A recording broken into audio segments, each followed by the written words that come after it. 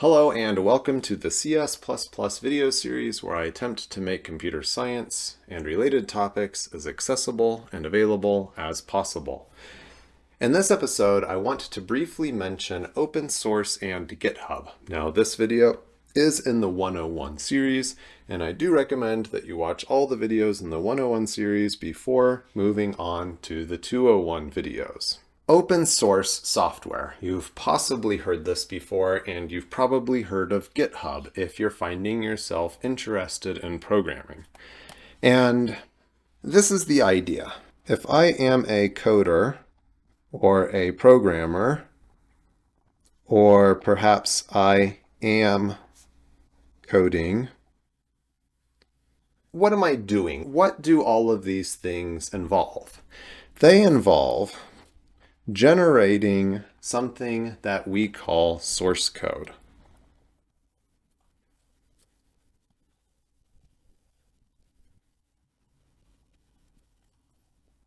Source code is the thing that becomes the programs, the apps, the applications that your computer runs. So an open source program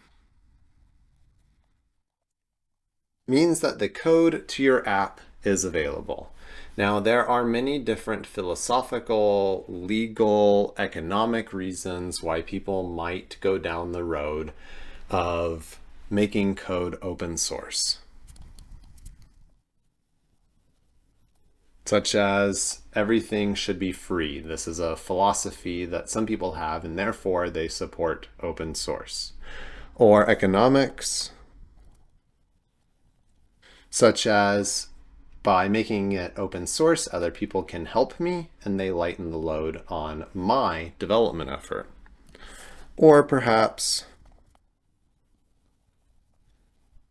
my employer does not allow me to have my own commercial projects, therefore I make it open source and I stick within my employee agreement, and I'm still able to work on the project that I find interesting while sharing it with other people. There are very large, important projects that are open source. Linux, the Python interpreter itself, the Chrome web browser, the Firefox web browser. I mean, I could go on and on. MySQL, the database engine, pretty much most of the infrastructure that runs the internet is open source.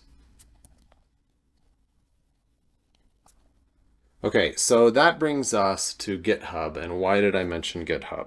GitHub is one of very many open source collaboration websites. I mention it because it is the most popular, and you can see my public GitHub profile right here. And you can click on one of the things that I've been working on. So I have this project called Tools, and this is just random tools that I've written for myself, and it's been a little while since I have contributed anything to this project, and it seems I have one open pull request right now that I should check out. But this is a way to collaborate and a way for people to look at the source code for my project. So you can click on one of these things and you can see the C++ source code that I have written for this particular project in this particular case. And then if you're going to use a project like this, you can see that I have a license. And in this case, it is the MIT license, and it gives you a very succinct description here, a short and simple permissive license with conditions only requiring preservation of copyright and license notices. That means that someone can use my project, and all they have to do to use it in their commercial program, they don't have to make their program open source. They can use my project, and they just have to say, this contains code from Jason Turner. I have other projects that are under the unlicense, which means there's no conditions whatsoever. Anyone who wants to can use this. And so again, this is a way to collaborate and to share source code.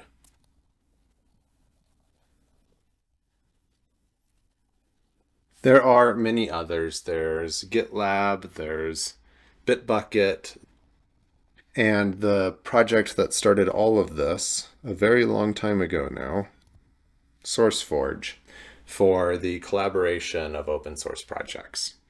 All right, so I hope you learned something from this episode of CS++. Now your homework is going to be very practical because I'm going to expect that in the not too distant future, you're actually going to want to use GitHub. All right, thanks again for joining me, and I look forward to seeing you in the next episode of the CS++ video series.